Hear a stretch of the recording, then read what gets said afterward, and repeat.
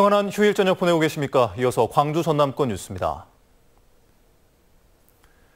세월호에서 일부 화물이 예고 없이 제거됐다는 소식 어제 전해드렸는데요. 선체조사위원회는 해양수산부에 정식으로 항의하기로 했고 유가족들은 선체 상부를 직접 확인하겠다며 바다로 나갔습니다. 김진선 기자입니다. 하루 2차례 정해진 시간에 신항 내 출입이 허가된 세월호 유가족들. 세월호를 실은 반잠수식 선박이 배 밑바닥이 보이도록 접안해 있는 탓에 선상은 물론 진흙 수거 등 작업도 볼 수 없었습니다. 생업과 남은 가족을 위해 세월호가 육상으로 거치될 날까지 기다릴 수 없는 유가족들은 또다시 바다로 나섰습니다. 꽁무니만 봤기 때문에 믿을 수가 없는 거예요. 그래서 우리 유가족이 한번 앞에 가서 뭘 하는지 보기 위해서 오늘. 깨지고 부서진 선상부를 처음으로 가까이 보게 된 유가족들은 충격 속에 10분도 채 머물지 못했습니다.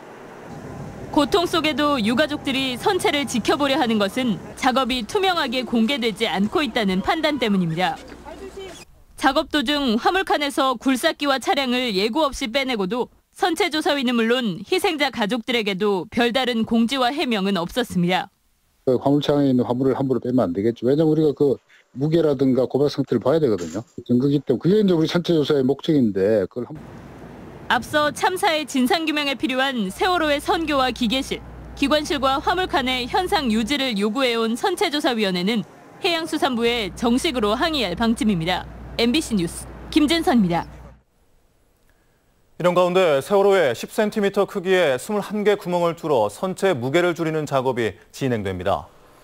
세월호 선체조사위원회는 6일까지 선체를 육상에 거치하지 못하면 다음 소조기까지 보름을 더 기다려야 한다며 세월호 무게를 12,000톤 이하로 줄이기 위해 선체 아랫부분에 구멍을 뚫어 해수와 진흙을 일부 배출해야 한다고 설명했습니다. 한편 오늘 마산에서 모듈 트랜스포터가 160대가 선박을 이용해 하역됐으며 오는 4일까지 거제와 울산, 창원 지역의 트랜스포터가 속속 도착할 예정입니다. 세월호가 실린 반잠수식 선박에서 또다시 뼈조각과 유류품 등이 추가로 발견됐습니다. 오늘 오전 5시쯤 지난주 동물뼈가 발견됐던 곳 근처 반잠수식 선박 갑판에서 뼈조각과 이준석 선장의 여권과 신용카드, 주인이 확인되지 않은 지갑과 볼펜, 손가방 등의 유실물이 작업자에 의해 발견됐습니다. 해양수산부는 뼈조각 9개는 동물뼈로 추정되고 DNA 확인 작업을 거칠 계획이라고 설명했지만 유실물 수색과 관리를 허술하게 했다는 비판이 일고 있습니다. 세월호 참사의 실체적 증거가 놓여있는 목포 신항에는 시민들의 발길이 끊임없이 이어졌습니다. 추모와 진상규명, 미수습자 수습 등 시민들의 바람이 노란 물결과 함께 커져만 갔습니다. 양현승 기자입니다. 세월호 선체가 보이는 철망마다 노란 리본이 나부끼고 있습니다. 한마음으로 세월호 인양을 기다린 지 3년째. 참사를 기억하는 시민들의 발길이 계속됐습니다. 그냥 세월호라는 말을 들을 때마다 그냥 사람들이 빨리 가족들한테 다시 돌아갔으면 좋겠고. 목포 신항으로 가는 길은 종일 차량 행렬로 붐볐습니다. 세월호 선체 곁은 참사의 아픔과 가족의 소중함, 국가의 의미를 이야기하는 곳이 됐습니다. 아이들의 손을 잡고 나온 가족 단위 방문이 특히 눈에 띄었습니다. 미안하죠. 미안할 따름이죠. 지켜주지 못한 거. 저기도 지금 큰 놈이 이 녀석들이랑 같은 해에 고등학교 2학년이었거든요. 3년 전에. 전국에서 이어졌던 노란우산 프로젝트의 40번째 행사도 목포 신항에서 열렸습니다. 선체 인양, 미수습자 수습, 진상규명, 책임자 처벌 가운데 이제 선체 인양 하나 이뤘을 뿐입니다. 인양만으로 끝난 것이 아니라 인양함을 통해서 사람이 먼저 찾아지고 그리고 사고의 진상이 잘 규명됐으면 하는 바람입니다. 목포 시민사회단체들은 세월호를 향해 묵념을 올리고 도보행진을 하는 등 방문객들이 함께 참여할 수 있는 추모 행사를 잇따라 마련했습니다. 전국적으로 이런 많은 추모객들이 이렇게 오시는데요. 이분들과 같이 추모를 통해서 세월호의 진실 규명, 일상을 묵묵히 지켜왔던 평범한 시민들이 미안함으로 만든 노란 물결이 가면 갈수록 거대한 파도가 되고 있습니다. MBC 뉴스 양현승입니다. 다음 뉴스입니다. 이변이 없는 한 내일과 모레 사이에 각 당의 대선 후보들이 모두 결정될 것으로 보입니다.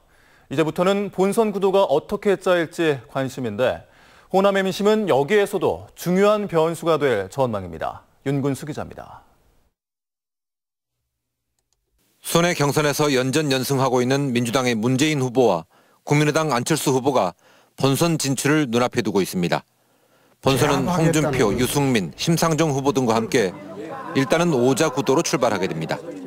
하지만 끝까지 5자 구도일지는 미지수입니다. 안철수 후보는 결국엔 문재인과 안철수의 1대1 대결이 될 거라며 일찌감치 양자 대결 프레임을 짜왔습니다. 문재인이 가장 두려워하는 후보 누굽니까? 그렇습니다. 바로 저 안철수입니다. 안 후보가 믿는 카드는 국민에 의한 연대입니다. 보수 정당과 손잡는 이른바 비문연대는 호남의 민심을 잃게 돼서 득보다 실이 클 수 있다는 계산이 깔린 걸로 보입니다. 민주당 문재인 후보 쪽도 호남은 국민입니다.